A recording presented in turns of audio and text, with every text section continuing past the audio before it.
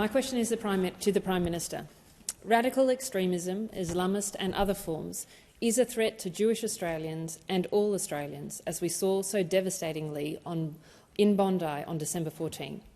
We have had de-radicalisation programs in place for many years, but extremism is still taking root.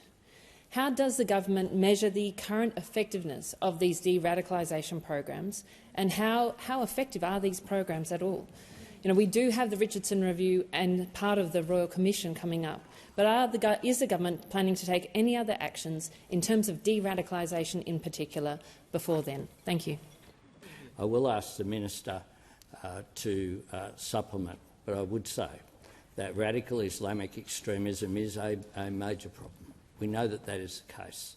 We know that hate preachers can cause a real problem in distorting Islam and creating a circumstance where people are full of hate. And we saw an expression of hate motivated by ISIS, an ideology that isn't about any state, is about an Islamic caliphate around the world. Often this is difficult, as the examples come from what is a father and son. It's much more difficult to detect, as the ASIO Director-General has reported. A big threat is sole actors, an individual actor. In this case, the father and son discussing these things over the dinner table or in private quarters, not engaging in electronic measures, communication that can be detected, means it is much more difficult.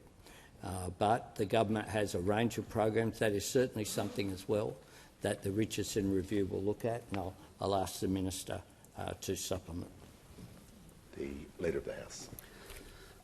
Thanks very much, Mr Speaker, and thanks, Prime Minister.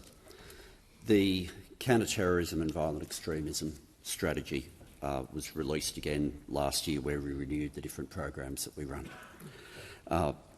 They're important programs, and there is regular measuring of them. The challenge that we have is terrorism itself is changing as well. If I give simply these statistics, as at January, as at a couple of days ago, we've had, since 2014, 189 people charged as a result of counter-terrorism operations. Right now we have 35 people who are currently before the courts. 18 of the 35 are children. And so what we used to have to monitor in terms of organised cells of people often in their 20s and 30s is very different now. And in terms of the ideology, we are getting mixed ideologies.